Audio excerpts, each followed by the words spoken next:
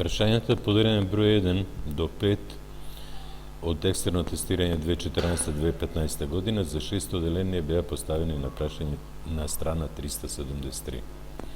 Првото прашање.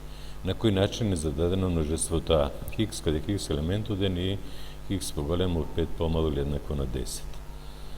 Три начини на задавање, табеларен описани Venn диаграм. Овде ми опишуваат кои се елементи, не ги набројува, значи е описен начин. Второ прашање.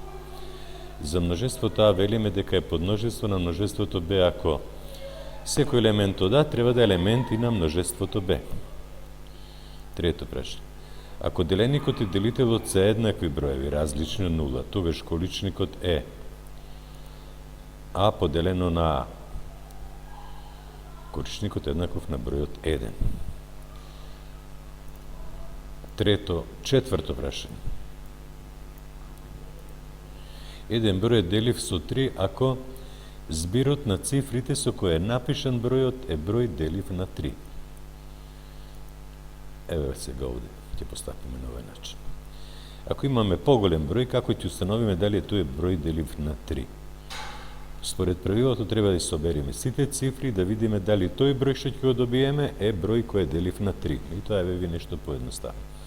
Бројот 3 е делив со 3, ќе го поништам и уште еднаш 3 и 2 и 1, 3 ми формираат деливо и 9 ми е деливо на 3 и 6 ми е деливо на 3 и 4 и 2 е 6 деливо на 3 и 3 е деливо и што ми остана сега?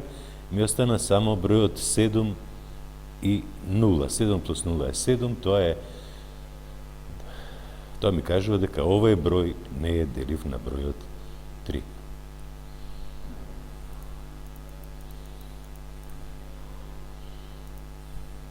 Петто прашање. Еден број е делив со 4 ако двоцифрениот завршеток на бројот е број делив со 4. Значи цифрата на десетките, цифрата на единиците, тоа е двоцифрениот завршеток.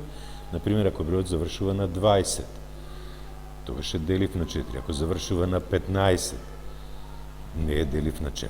Ги разгледавме 5 прашања. Благодарам за вашето внимание.